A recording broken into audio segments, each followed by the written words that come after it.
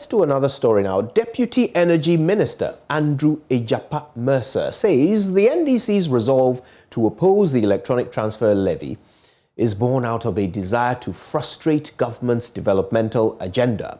The second MP explains that the approval of the levy would enable government execute various infrastructure projects as well as create jobs for the teeming unemployed youth. Andrew Ejapa-Mercer wants the minority to support the approval of the budget to aid government realize its vision for the citizenry.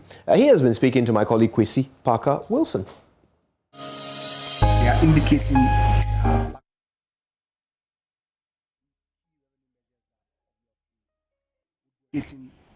lack of support for these key revenue measures that obviously would go a long way into helping our country and its finances. Obviously, because it's good and potentially would impact their political fortunes when this is passed. Impact their political fortunes? Absolutely. In what sense? Of course, we all realize that because of COVID, we've had to incur huge sums of money that needs to be paid for. Government has two options, either to raise the revenue domestically or to borrow. We all are complaining about the debt profile. So if government finds an alternative in one, raising the revenue through a broadening of the tax net such that many more people who are in the informal sector but who use services such as the mobile money are brought into the tax net. That then eases the pressure on government to go and acquire additional debt. That then gives government some more revenue room to enable it to fund the critical expenditures that are in the budget. Obviously, when those critical infrastructure expenditure items are funded, to them, that would impact on their political fortunes because the good people of this country will see the government to be delivering, and the call for an extension of our mandate for another 10 and subsequent 10s clearly would be to their disadvantage, and so they don't want it. I see, but there's an argument that that cannot be guaranteed. The fact that you raise enough revenue will translate into economic development, because already the accusation is that this government is mismanaging the economy in spite of the little revenue that you have. That is not borne out by the facts. Okay, I've heard argument to the effect that we expended so much in an election year, okay, just so that we can win power. That's true. But if you look at the goods expenditure side of the budget, where clearly government, which is overspending in an election year, would be seen to be expending in that sector, that is not the case in 2020. So I'm positive that this is a good budget. Obviously, it's because it is good. That's why the NDC are opposed to it. Because if it was bad, I'm sure that they will support it. But it's clearly a good budget. And so that's why you hear the opposition making all the noise that they're making. Not because they are thinking of this country necessarily, but because the performance and the successful attainment of the budget would go against their political fortunes. And so Right, let's get some more of this. Let's cross over to Parliament now, where the minority is questioning the absence of the Finance Minister, Ken Ofori-Atta, as the 2022 budget debate enters day 2. Deputy Minority Whip Ahmed Ibrahim, at the commencement of the debate, raised the concern on the floor, but the Deputy Majority Leader, Alexander Afenyo-Markin, accused the NDC MPs of attempting to score cheap political points, arguing the Finance Minister and his deputies are equally engaged in post-budget duties outside. Kwesi Parker-Wilson is our parliamentary correspondent. He joins us now with some more. So, Kwesi, how did that particular exchange end, and did the Finance Minister ever turn up?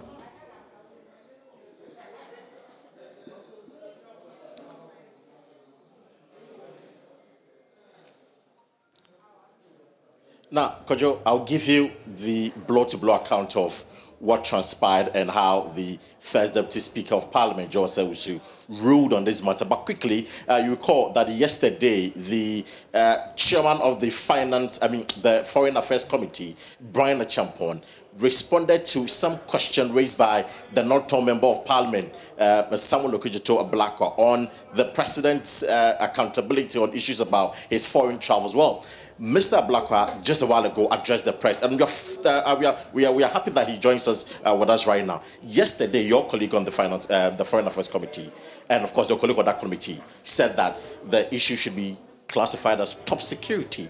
You disagree with him? I mean, absolutely. That is a statement that should not have been coming from the chairman of the Foreign Affairs Committee. He knows the rules of this house. It does not lie in his mouth to advise any minister not to respond to a question which has been already admitted by the Right Honourable Speaker. Understanding Order 66(1), it is only the Speaker. He is the sole judge of admissibility. Only the Speaker admits questions. And once the question has been admitted, which is the case, remember that there's a long history. The first part of the question went to the defense minister, which he responded to, that the presidential jet is in good condition. The second part of my question on the May travels to Belgium, France, and South Africa related to cost. The finance minister, after several weeks, then responds and says that we should go to the national security minister, who is seized with all the information. The national security minister, as you know, is yet to respond. Last week, he was programmed to respond. He wrote to the House that he has had to travel out of the jurisdiction and that when he returns, he will come respond. So it came to us as a total shock that the Foreign Affairs Committee chairman, who has no locus whatsoever, absolutely... So he has some security background. Absolutely. And because no of his background, locus. he had to advise the national security minister. He should spare us his security background. We are in Parliament dealing with the rules. Our standing order, Order 66(1), is very clear. Once the Speaker has admitted a question, it does not lie in the mouth of any member or any chairman of a committee or ranking member whatsoever to go against the Speaker's decision and to then begin to classify information. I mean, what capacity? And you see, the irony is that this is a government that is asking for more taxes in the 2022 budget, and yet is refusing to account. Our conservative estimate is that for the last 6 months alone, not less than 15 million, a whopping 16 million Ghana cedis has been spent on these chartered aircraft when you have a presidential jet in great condition, in pristine condition. So this new discovery by classification as top secret to, as it were, evade accountability will not wash. The chairman of the Foreign Affairs Committee must know his limit. He must understand that this is a house of rules, and the standing order is very, very clear under Order 66(1), that once the Speaker has admitted a question, you have absolutely no choice. And you say he's undermining the authority of the Speaker. He is. He's undermining the authority of the Speaker. He's affronting Parliament. What he has done, actually, if it is true that he offered that advice, but he himself has admitted that he offered advice. It is subversive of the work of Parliament, the constitutional mandate of Parliament, and the constitutional authority of the Right Honourable Speaker. And it's a matter that we will pursue very seriously.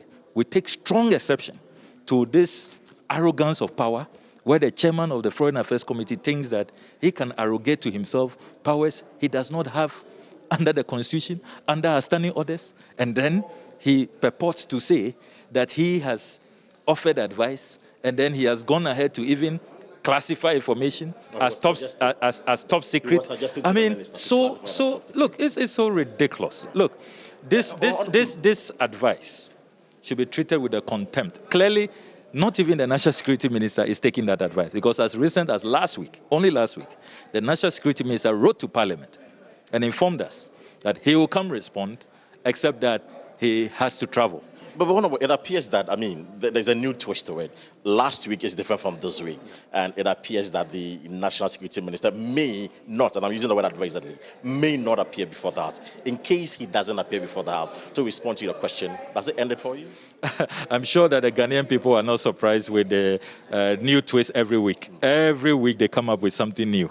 You know, it's clear that this is a government that is not a friend of accountability. That when it comes to transparency, when it comes to accounting for the president's profligacy, they do not have any modicum of respect for the Ghanaian people. But you see, this question is just for the May travels. Remember that the president continues to use chartered aircraft, and that is why we filed a private member's motion a number of my colleagues and I, and we are seeking to instigate a full-scale bipartisan parliamentary inquiry into the president's travel. So we have our strategy rolled out, and we know that despite these stumbling blocks, we will pursue that strategy. But you see, this offers another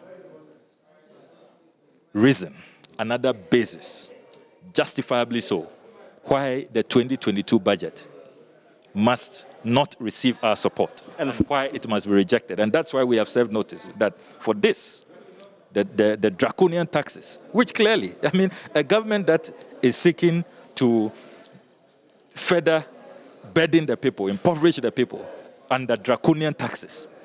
The irony is that this is the government that does not want to be accountable. I mean, you want to collect the taxes, and yet you don't want to account for how you are using it. The president wants to continue to live like an Arabian king, a Russian oligarch, a British aristocrat at the same time, at taxpayers' expense, and he doesn't want to account to the people. We will not accept that. Finally, for me, you won't accept it, but I mean, I'm just guessing. If the answer, since the chairman of the Foreign Affairs Committee says is a national security matter, if the answer is provided to you in camera, would you, as an Honorable Blakwa, who really wanted to seek accountability, would you be satisfied with that? Without the public getting to know the details of the foreign travel?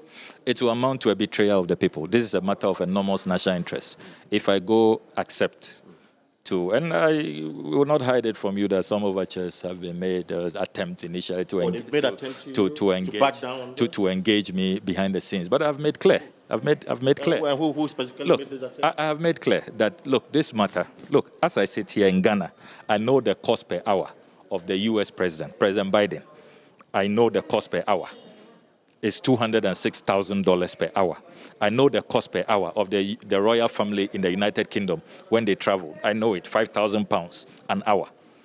How is it that in my own country, I cannot know the cost? And then people want to engage me behind the scenes, quietly, under the guise of so-called national security. There can be no national security.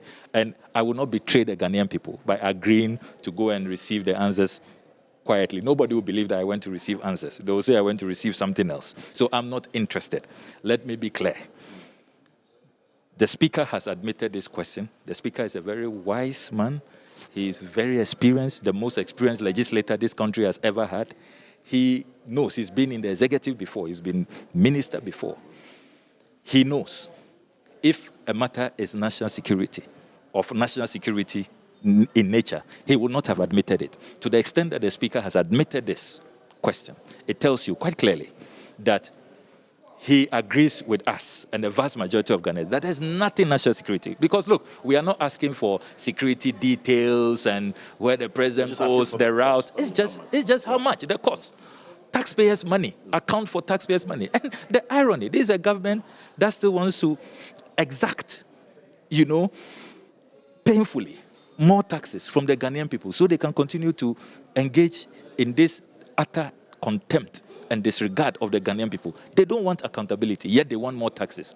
The 2022 budget will not receive our support, and this question must be answered, and it must be answered in public, in the full glare of you in the media and the Ghanaian populace, right here in the Chamber of Parliament. I'm not available for any behind-the-scenes, closed-door, so-called conversation. Right. Thank you very much. Honorable Samuel Okudzeto Blakwa, thank you for your time.